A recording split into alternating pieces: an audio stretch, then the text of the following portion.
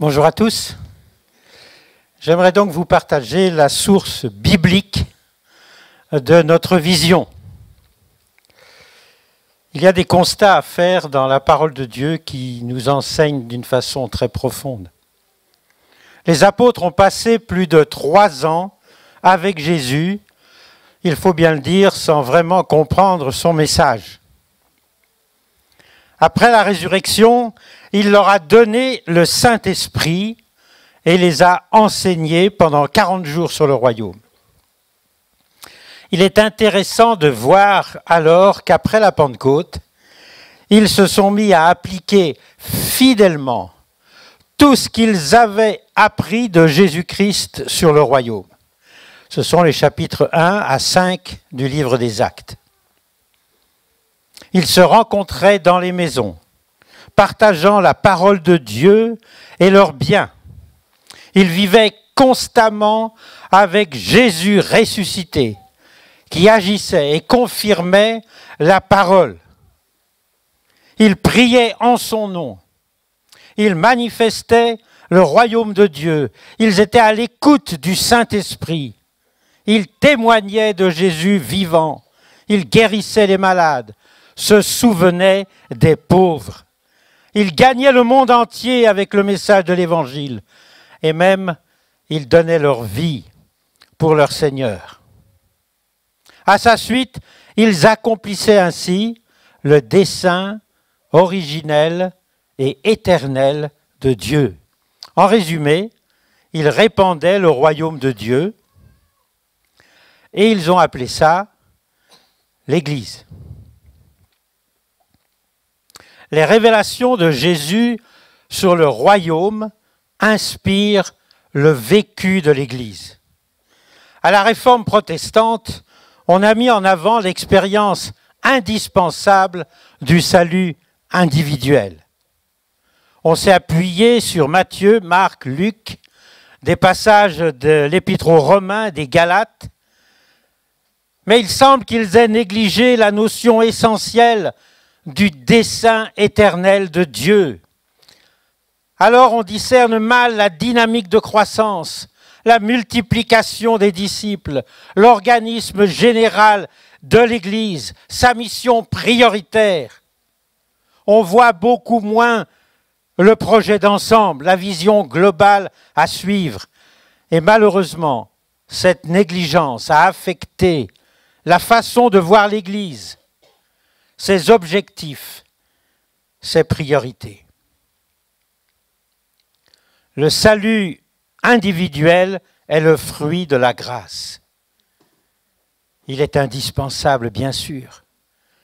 Mais ce n'est pourtant que le moyen d'accomplir l'objectif premier de Dieu, son projet éternel. Acquérir un peuple de rachetés, que la Bible appelle l'Église. Cette réalité inspirait profondément l'apôtre Paul, qui parle à plusieurs reprises du dessein éternel de Dieu. Ce dessein éternel de Dieu est montré dans Genèse 1 et 2, Apocalypse 21-22, l'Évangile de Jean, les épîtres aux Éphésiens et aux Colossiens principalement. Nous avons délaissé depuis trop longtemps cette réalité fondamentale aux yeux de Dieu et que tant d'assemblées de par le monde ont replacé aujourd'hui au cœur de leur vécu. C'est une réalité qui a éclairé la vie de l'Église originelle, qui vivait ces principes du royaume. C'est une réalité essentielle qui doit réorganiser aussi le vécu de nos églises. Dans les Actes, l'Église grandissait dans les maisons, par l'accueil familial des gens, leur conversion, l'enseignement des apôtres. Et aussi, tous les disciples se réunissaient au temple pour adorer Dieu et manifester l'unité de l'Église. Ce qui correspond aujourd'hui aux rencontres relationnelles des groupes à vivre en semaine dans les maisons et au rassemblement communautaire le week-end dans la grande assemblée comme aujourd'hui. Ce vécu complémentaire de l'Église est une pratique de tout le Nouveau Testament. Le Saint-Esprit accomplit ainsi la parole de Christ « Je bâtirai mon Église » Matthieu 16, 18. Cette Église répond aux deux grandes missions confiées par le Seigneur. Marc 16, 15, Matthieu 28, 19. Allez, évangélisez, faites des disciples, des gens qui suivront Christ. Et Matthieu 28, 20, formez de nouveaux enfants de Dieu, en faire des parents spirituels qui feront eux-mêmes de nouveaux disciples accomplis, qui témoigneront à leur tour et de nouvelles générations viendront. Ainsi, l'Église des Actes travaillait au dessein éternel de Dieu en faisant grandir le royaume. L'Église vivait la vie du ressuscité. Elle était identifiée à lui. Elle manifestait le corps de Christ qui était constitué de tous ceux qui croyaient en lui. Le Seigneur ajoutait chaque jour à l'Église ceux qui étaient sauvés. Acte 2, 47. Et le rôle des responsables était de former les disciples, de préparer la multiplication, d'aider les croyants à sortir de leur position pour entrer dans la moisson, pour aller vers les perdus, comme cette remarquable vidéo l'a montré. Matthieu 28, 19, allez. Luc 20, 21, je vous envoie. C'est ce que nous ferons tout à l'heure d'ailleurs. C'est cela auquel nous voulons travailler. C'est le pourquoi de notre engagement. Le fondement biblique est un commandement du Seigneur. Nous devons simplement le faire. Comment le faire? C'est déjà en route. Des formations seront disponibles pour vous aider à tous les niveaux. Et ce n'est pas un programme de plus. Nous sommes le programme du Saint-Esprit. J'aime quand on dit Amen à des vérités profondes. La raison de cette évolution est de mieux servir l'attente du Seigneur pour son Église.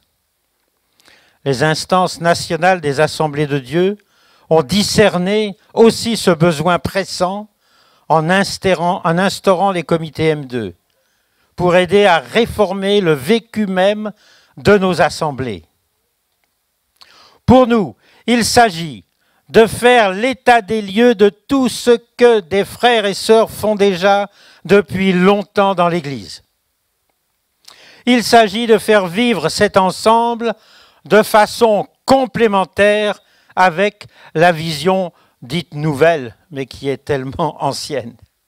Il s'agit de faire progresser l'Église dans son besoin, dans son objectif d'évangéliser et de faire des disciples. Il s'agit de fortifier l'œuvre entière par une dynamique de croissance générale et simple. L'ensemble des disciples œuvrant dans les maisons aussi à la croissance du corps. Pourquoi tout ceci? Parce qu'il y a une vraie soif parmi le peuple de Dieu. Il y a une vraie soif dans vos cœurs. Beaucoup de chrétiens sont sensibles à l'amour de Dieu. Ils sont tellement préoccupés par la situation de tous ceux qui vivent sans Dieu dans ce monde. Mais souvent, ils sont frustrés du manque de fruits.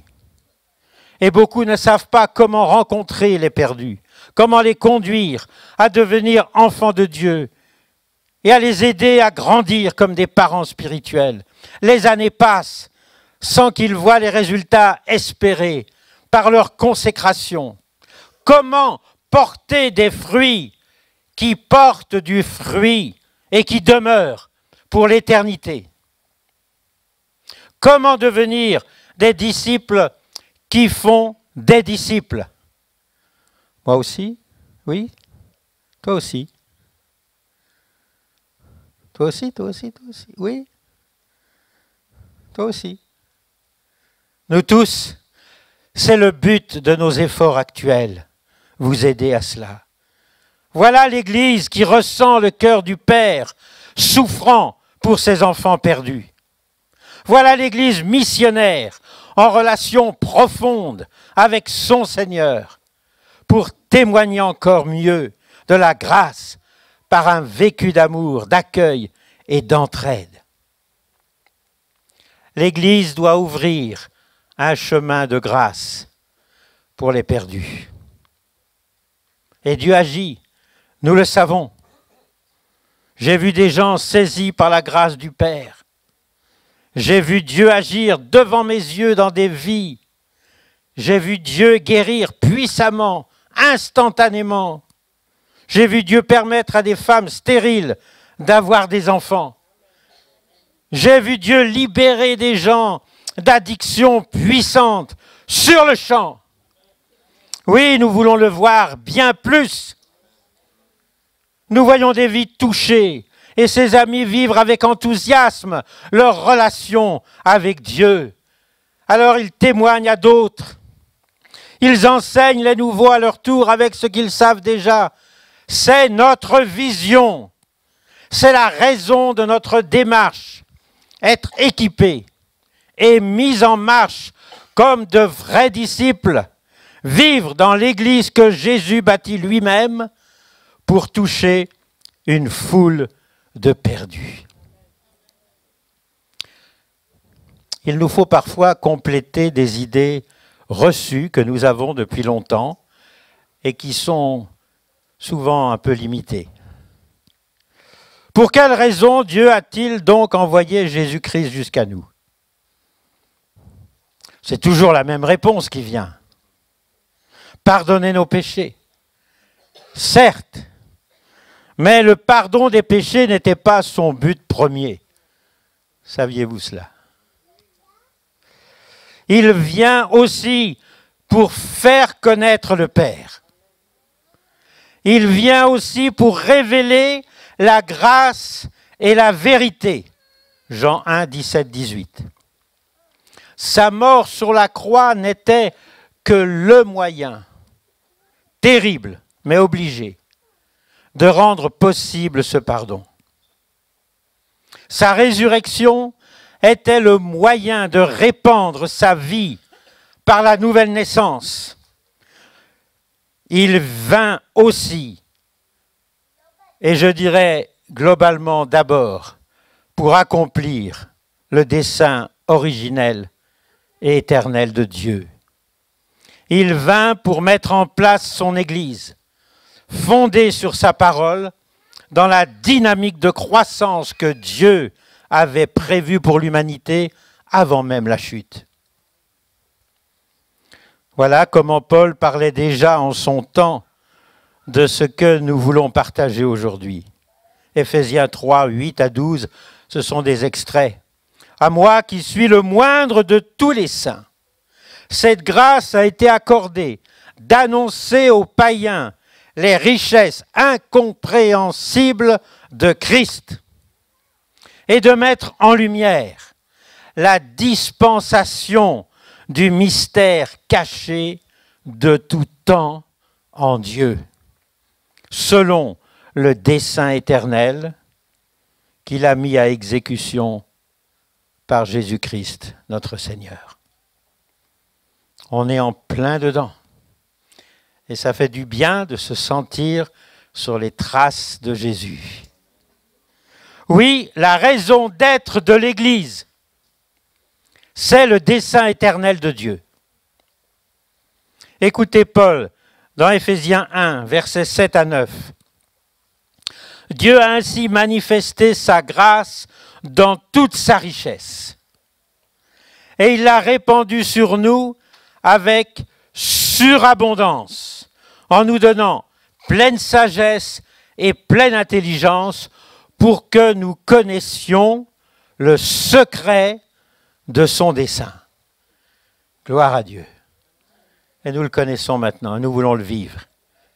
Ainsi, en Christ, Dieu rétablit l'accomplissement de son plan qui s'était arrêté à la chute. Son projet originel et éternel demeure. Vivre une relation d'amour avec une foule d'enfants devenus parents à son image, animés de son Esprit Saint, témoins de son amour en Christ. Paul l'appelle le dessein éternel de Dieu et son développement au milieu du monde s'appelle l'Église. Dieu a tout créé pour mettre en place l'humanité à aimer, l'épouse, le corps de Christ. L'amour dans le cœur du Père a été exprimé par Jésus-Christ, son Fils, et s'accomplit aujourd'hui encore par le Saint-Esprit. Comme les apôtres, nous avons absolument besoin du Saint-Esprit pour entrer nous-mêmes dans la pensée de Dieu. Je pense que vous êtes tous convaincus de cela. Écoutez bien, Dieu veut déployer son dessein éternel dans son royaume par l'Église de Jésus-Christ. Cette vérité fondamentale a déterminé le vécu de l'Église des Actes des Apôtres. Alors je la répète. Dieu veut déployer son dessein éternel dans son royaume par l'Église de Jésus-Christ. Alors cette vérité fondamentale doit déterminer aussi ce qui doit être vécu dans l'Église aujourd'hui, et dans l'Église de Clamart en particulier. Tout ce qui se vit en Dieu est cohérent avec sa nature qui est amour et vie relationnelle. Dieu est en trois personnes pour vivre la relation d'amour entre le Père, le Fils et le Saint-Esprit. Dieu est aussi un. Et il a soif de pouvoir aimer également au-delà de lui-même. Alors l'objectif de la Trinité a été d'avoir comme un vis-à-vis à aimer pour l'éternité. Ce vis-à-vis, encore en devenir, est le corps de Christ. Chaque croyant étant l'une de ses cellules. Voilà le dessein originel et éternel du Dieu créateur, de notre Père qui est aux cieux. C'est la raison première de la création de l'univers entier et de l'homme en particulier. L'amour puissant de Dieu a rayonné et son royaume s'est manifesté dans la création. La chute a entaché ce projet divin. L'homme s'est trouvé séparé de Dieu, coupé de sa vie éternelle, destiné à la mort. Mais l'amour de Dieu le Père est resté intact et puissant. Dans l'Ancien Testament, Dieu le Père a parlé au monde. Dans le Nouveau Testament, il a envoyé son Fils, ramener par grâce ceux qui le voudraient dans son dessein éternel d'amour, par le Saint-Esprit, sur le témoignage de l'Église, à travers les siècles et jusqu'à nous. Ainsi, le projet de Dieu, ainsi le royaume de Dieu se manifeste dans et par l'Église. Le royaume de Dieu est l'espace infini et le temps éternel où l'autorité de Dieu est reconnue. Le royaume et l'Église sont les deux côtés d'une même pièce et leur nature doit rester identique. Pour le tabernacle, pour le temple, comme pour l'Église, Dieu donne son modèle. Acte 7, 44. Nos pères avaient au désert le tabernacle du témoignage, comme l'avait ordonné celui qui dit à Moïse de le faire d'après le modèle qu'il avait vu.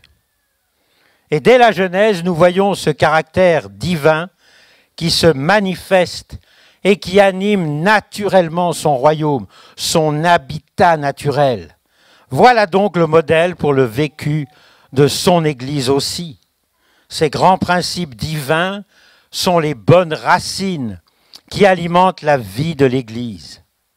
Il est essentiel de les discerner comme le modèle du vécu de l'Église, aujourd'hui encore. Ces grands principes qui règnent dans la Trinité, entre la Trinité, qui la caractérisent, sont notamment l'amour, l'unité, le relationnel dans la confiance, l'autorité divine, la cohérence divine, la complémentarité dans l'harmonie, la simplicité. Il caractérise le vécu de la Trinité elle-même, sans division ni hiérarchie, sans compétition ni domination, sans jalousie ni orgueil ni manipulation. Genèse 5, 1.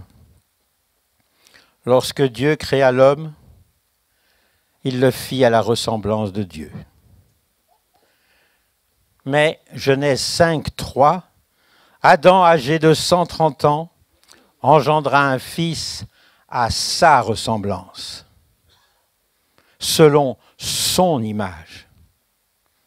Vivre l'Église sans intégrer ces principes du royaume, ces manières d'être de la Trinité elle-même, nous écarte du dessein éternel de Dieu et nous éloigne de sa ressemblance. Cette lacune enlise et souvent stérilise la dynamique de croissance des assemblées. Mais par la nouvelle naissance, nous sommes recréés à sa ressemblance. Nous sommes réintroduits dans l'habitat originel et le vécu du royaume prévu par Dieu. Ces grands principes du royaume, trop souvent négligés, doivent être mieux pris en compte. Voilà le pourquoi de tout le travail que nous avons entrepris. Nous devons comprendre comment ces principes peuvent être vécus dans le corps de Christ, dans sa maison, comme une priorité.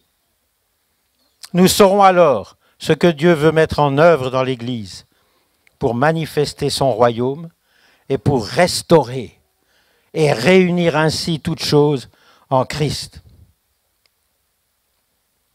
Et donc, au sein de l'Assemblée, va se libérer une dynamique de multiplication simple, qui pourra se transmettre facilement aujourd'hui, comme dans le livre des Actes.